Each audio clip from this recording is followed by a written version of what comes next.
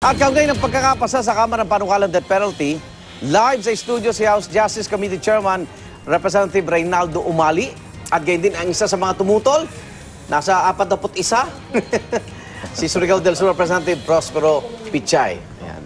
Ito, camera mo, Kong. Good morning sa inyong dalawa, gentlemen. Ayan. Good morning again. Good morning sa lahat ng televiewers. Unahin ko lang ang chairman ng komite, Kong, ha? Pichay, oh. May sinasabi na tila hilaw o yung mga naging pagtayo ng ibang kontra na minadali ang pagpasa ng death penalty bill, Congressman Umali. Minadali ba? Hindi.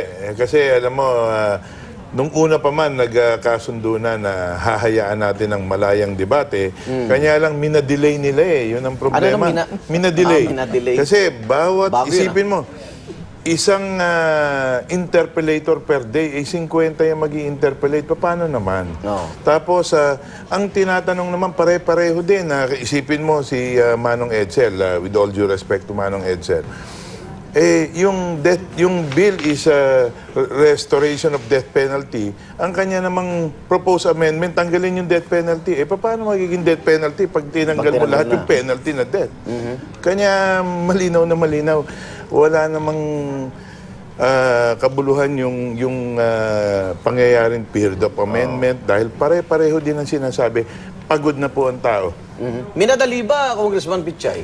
Well, meron kasing supposedly 50 interpellators. No? Hindi na narinig lahat yun. Ay, 6 lang ang narinig. 7. So, 7. O, dagdagan pa natin, gawin natin 8. Pero, you know, 50 congressmen, they don't speak for themselves. They speak for their constituents. Okay. Dapat narinig yung sentiments ng tao sa distrito nila. So, perhaps that is one reason why they say minadali. Okay. But, Pero in fairness kung naman, hindi minadali, kailan dapat? in fairness naman, marami kasi nagtatanong ng Pareho, quorum. quorum. So, that is a delaying tactic. No? Pero kung hindi siguro, maraming tanong as far as quorum is concerned, mga technical, narinig dapat yung 50. Pero nakita ko yung ibang nagno, talaga namang matagal na silang no eh. Pro-life, mga pro-life na tinatawag. Tama yan.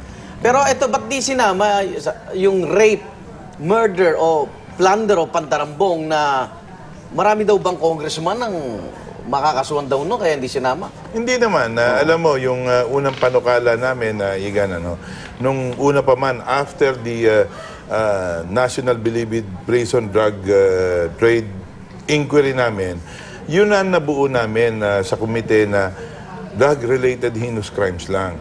Pero anong nangyari, because yung mga kasamahan namin gusto, isama ito, isama ito, in-accommodate namin lahat. Nung in-accommodate namin lahat, nagbangga-banggaan ngayon. Yung may, pag sinama mo ito, may ayaw. Pag may di ba delaying tactic din yun, yung pagsama ng ibang krimen? Posible. Yun na nga iniisip ko eh. Kanya nga ang nangyari ngayon ay binaba namin sa 3, sa 4, nung second caucus namin, ay iba, dumami ang sumang-ayon. Tapos nung last caucus namin, meron na namang kumukontra dun sa 3 pa, tinanggal na namin. So we're back to... Hindi ba kaya tinanggal nyo rin, Congressman, dahil para mapabilis din ang pagpasa sa Senado? Dahil ang gusto ng Senado naman, drug-related lang. Kasama na rin yun. Pero it's more the consensus that we wanted to bring about in the House of Representatives. Congressman Pichay, ba't kayo tumutol? Ano daw, sabi, respeto daw kay dating Presidente GMA o may sarili kang pananaw dyan? Well, that is the sentiments of the people in my district. Okay. Unang-una, ako rin naniniwala ko na yung pagpataw, if you're convicted, hindi lang punishment yan. But it's also, at the same time, rehabilitation. So you have to rehabilitate those who are convicted. So ako'y naniniwala doon.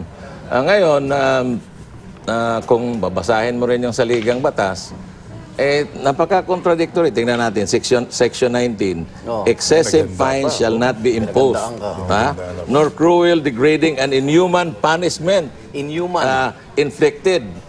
Neither shall death penalty be imposed. Shall, of course, may nakalagay unless for compelling reasons, no? Pero, dito naman sa dulo, any death penalty already imposed shall be reduced to reclusion perpetua. Imagine mo yung ating saligang batas. So parang inamyenda na? Yung ating saligang batas, retroactive. Ibig sabihin, yung mga nakonbikto na ng ng death penalty, it will be reduced to reclusion perpetua. So,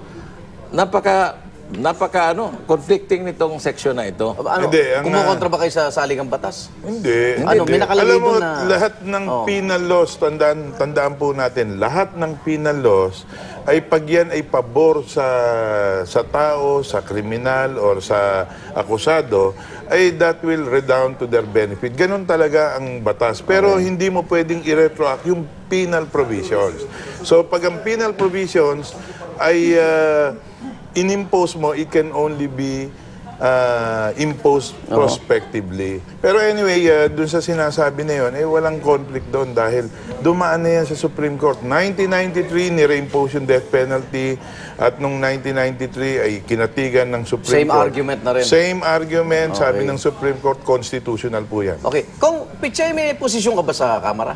May hawak ang komite o... Wala. Wala. Kasi di ba may banta si Speaker, yung mga hindi susuporta paano yung yung alyansa doon ng Well, I'm not really privy to that. I think you have to ask the speaker about that.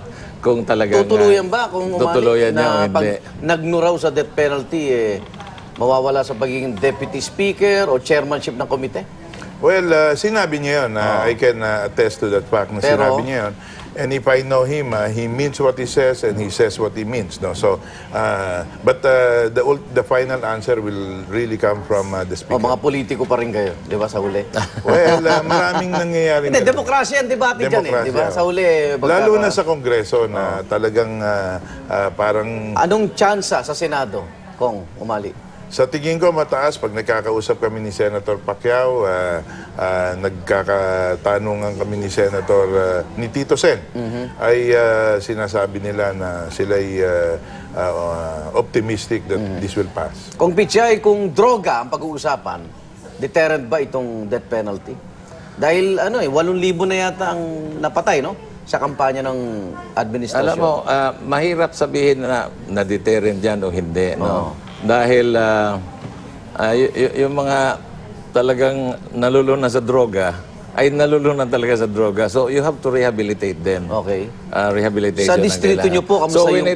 when you talk about deterrent, mahirap masabi yan. Opo. Sa distrito nyo po, drug-free po bang masasabi? Hindi naman, hindi. Meron problema rin. Everywhere in the country, there are drugs. No? Talagang lumagana. But ako naman ay naniniwala dito sa sa programa ng ating Pangulo at medyo nabawasan talaga ng malaki. O mensahe sa distrito nyo, baka hindi nakakalam, bumoto kayo ng no. Alam na nila.